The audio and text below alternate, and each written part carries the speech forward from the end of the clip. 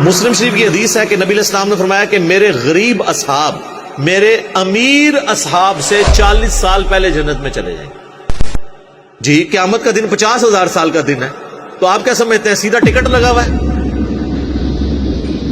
40 سال پہلے وہ لوگ جنت میں جائیں گے جو غریب صاحب ہیں.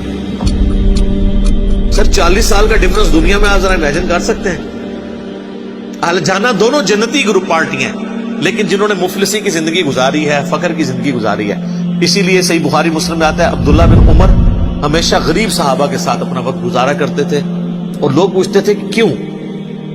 وہ کہتے تھے اس لیے کہ میں نے خود حضور سے سنا ہے کہ میرے غریب ساتھی جو ہے نا میرے امیر ساتھیوں سے 40 سال پہلے جنت میں جائیں. یہ تو میرا ایک فیوریٹ ٹاپک ہے اور میں پورے پیشن کے ساتھ اس پہ بول سکتا ہوں، اس لیے کہ میں صرف باتیں نہیں کرتا ہوں، میں کوشش کرتا ہوں کہ میں اپنی زندگی میں بھی اس چیز کو اڈاپٹ کروں.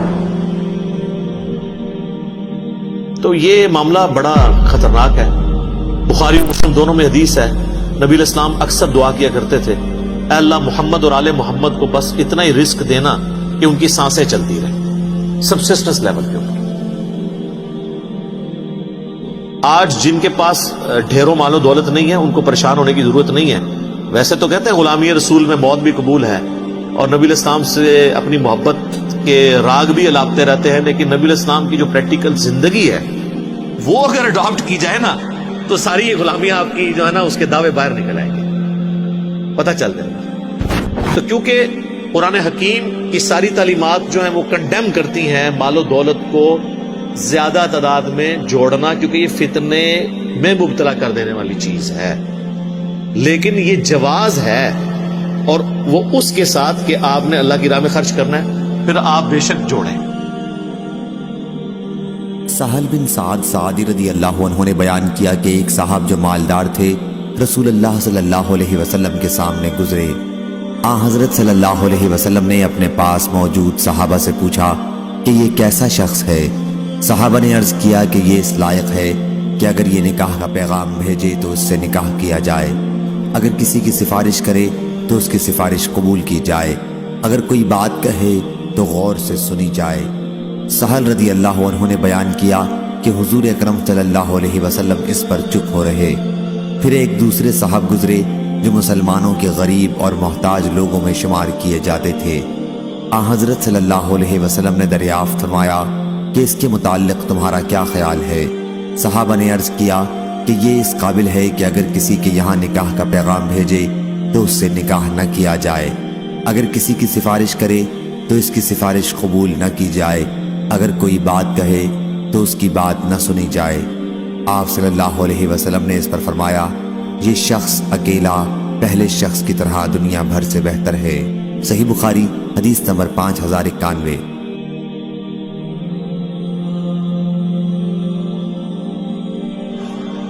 لیکن میں آپ کو یہ بتا دوں کہ اس وقت جتنے لوگ ارب پتی بنے ہوئے ہیں نا، انہوں نے زندگی میں کم از کم ایک چھکا ضرور مارا ہے کسی وقت.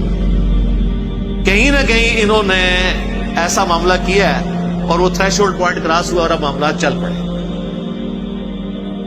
ورنہ حلال کے مال میں ساتھ ساتھ زکوٰۃ نکالیں تو مشکل ہوتا ہے کہ اس بڑے لیول پہ انسان پہنچ جائے. پہنچ سکتا ہے لیکن بہت کم.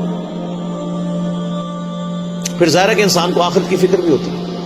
میں بالکل وہ صوفیوں والی بات نہیں کر رہا کہ جناب آپ جو کچھ مال ہے تو وہ مولوی صاحب کے حوالے کر کے تاکہ ان کے بچے وہ یاشی کرتے رہے اور آپ خود بیٹھ جائیں. نہیں، یہ نہیں میں کہہ رہا.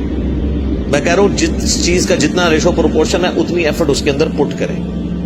لوگ 3 نوکریاں کرتے ہیں. جب ان کو کہا جائے کہ قرآن ایک صفحہ ترجمے سے پڑھنے کہتے ہیں ٹائم ہی نہیں ملتا. تو میرے بھائی ٹائم اسی ٹائم میں سے آپ نے ٹائم نکالنا ہے. اپنا ٹائم ٹیبل بنائیں، ریشو پروپورشن میں چیزوں کو ڈیوائڈ کریں. ویسے لوگ کہتے ہیں جی دین دنیا ساتھ ساتھ. وہ سر یہ نہ بات کیا کریں، یہ دنیا کا مشکل ترین کام ہے. دین دنیا ساتھ ساتھ یعنی 12 گھنٹے آپ نے دین کو دینے اور 12 دنیا کو. آپ تو 12 میٹر نہیں نکال سکتے اگر اسپیسیفکلی دیں. اگر کہتے ہیں نا ہم یہ باقی سارے معاملات بھی، رزق کمانا بھی عبادت ہے، یہ ٹھیک ہے، یہ اپنی جگہ ہے، لیکن اسپیسیفکلی جس طرح آپ دنیا کو ٹائم دیتے ہیں اسی کنسنٹریشن کے ساتھ دین کو ٹائم دینا بڑا مشکل کام ہے. وہ تو آپ نے کرنا ہی کرنا ہے کہ آپ نے زندگی کے ہر لمحے میں دیکھنا ہے کہ کون سی چیز اللہ اور اس کے محبوب صلی اللہ علیہ وآلہ وسلم کی نافرمانی کی طرف لے کے جا رہی ہے اور کون سی تابع فرمان